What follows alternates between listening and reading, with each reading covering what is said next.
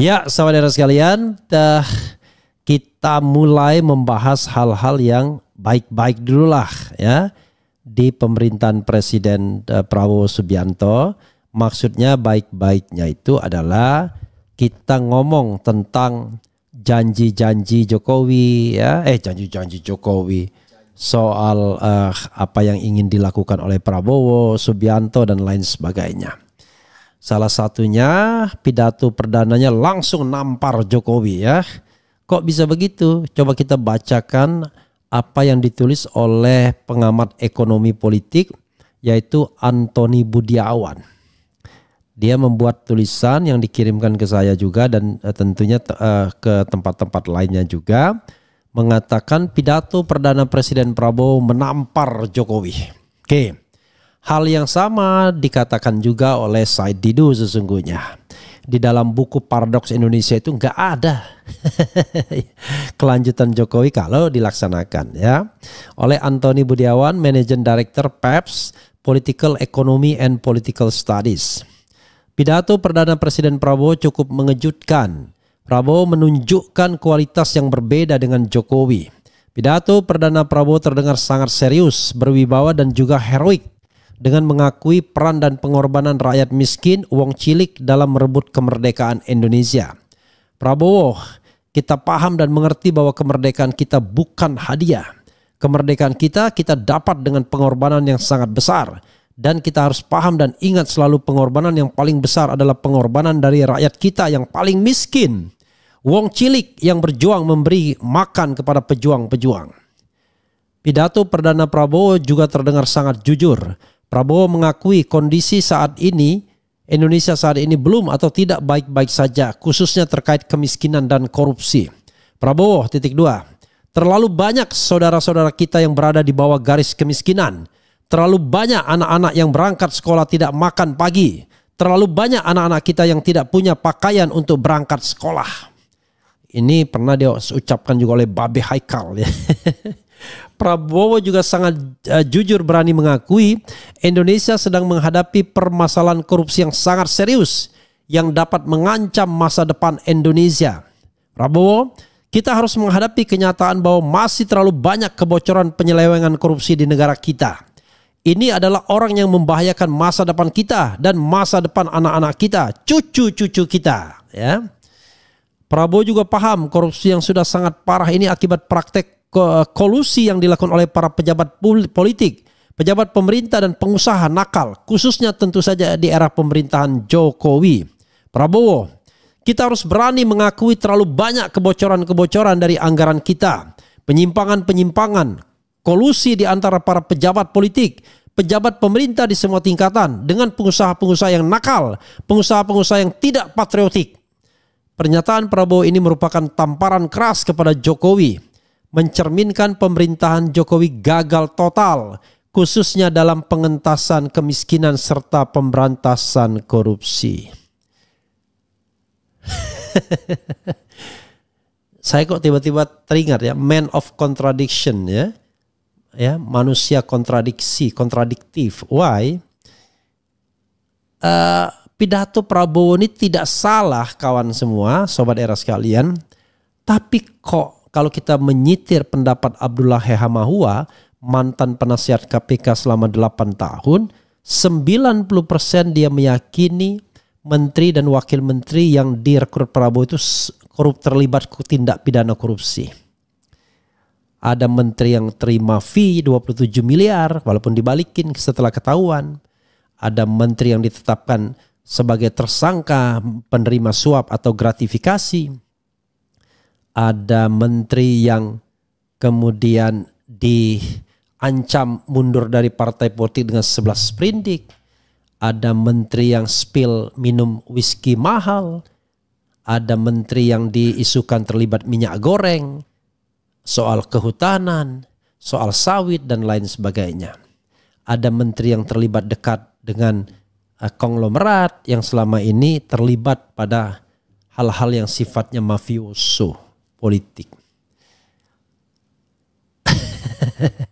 Lalu kita harus pegang yang mana? Pegang omongan Prabowo atau pegang realitas rekrutmen para menteri. Nah itu yang harus kita lihat secara jernih ya. Kalau Anda penunggu besok-besok silakan menunggu. Oke. Nah, kita kembali kepada Said Didu. Oke. Yang sudah membaca Paradoks Indonesia. Oke. Dalam buku ini kata Said Didu ya. Ini Said Didu saya tampilkan juga ya. Said Didu dia menulis ini saya forward dulu ke tim ya. Oke. Nah, ini kata Said Didu. Karena banyak orang yang ingin memisahkan antara Fufu-Fafa, Jokowi dan Prabowo. Saya menganggapnya masih satu paket, tetapi orang ingin memisahkan ya kita hormati ya. Menunggu implementasi janji _ komitmen Presiden. Ya, sikap butir-butir janji komitmen dari pidato kenegaraan Presiden Prabowo 20 Oktober 2024. Sikap politik.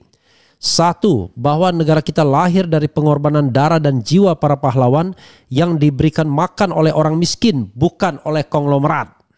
2. Jangan cepat bangga dengan angka-angka atau indikator makro seperti angka PDB dan masuk G20. Tapi lihat fakta bahwa rakyat kita masih banyak yang miskin. Korupsi harus diberantas di segala bidang karena sudah membahayakan negara karena sudah melanda pejabat di segala tingkatan.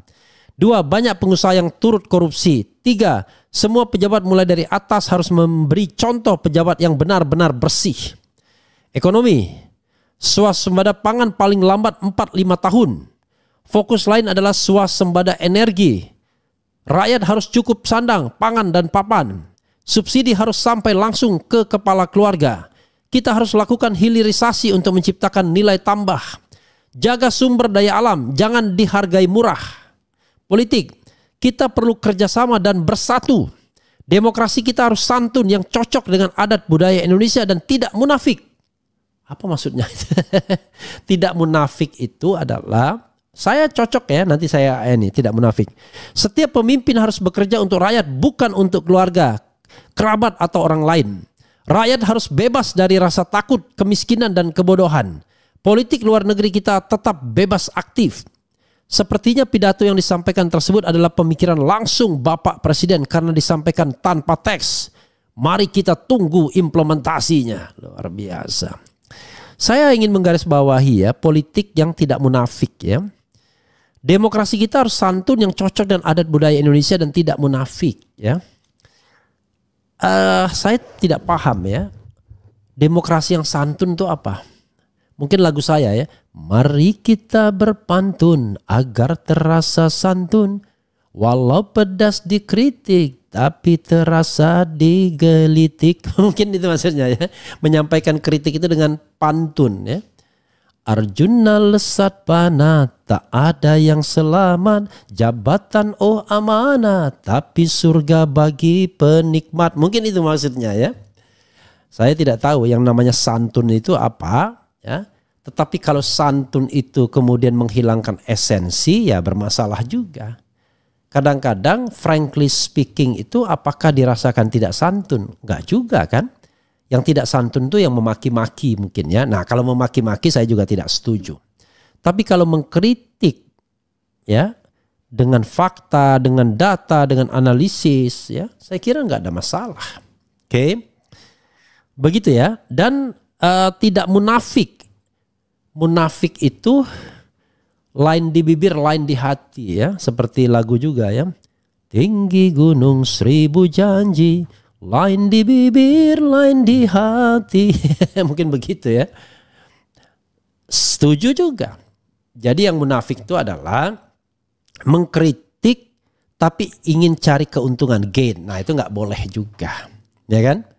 Nggak boleh juga. Jadi kalau wah Refli keras sekali mengkritik Prabowo. Ujung-ujungnya mau negosiasi bisnis. Ujung-ujungnya cari iklan. Ujung-ujungnya minta jabatan. Nah itu yang nggak boleh. Setuju kalau begitu. Jadi ini untuk kaum oposisi juga.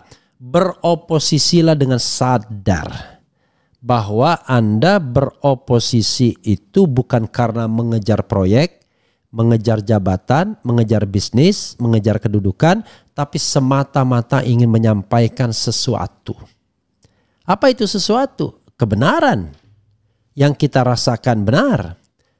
Amar ma'ruf nahi mungkar sebagai makhluk yang beragama. Begitu ya, sobat era sekalian. Jadi kalau Antoni Budiawan menyampaikan apa yang disampaikan Prabowo Subianto, Said Didu juga menyampaikan apa yang disampaikan Prabowo Subianto, mudah-mudahan itulah yang dikerjakan Prabowo Subianto. Mudah-mudahan ya.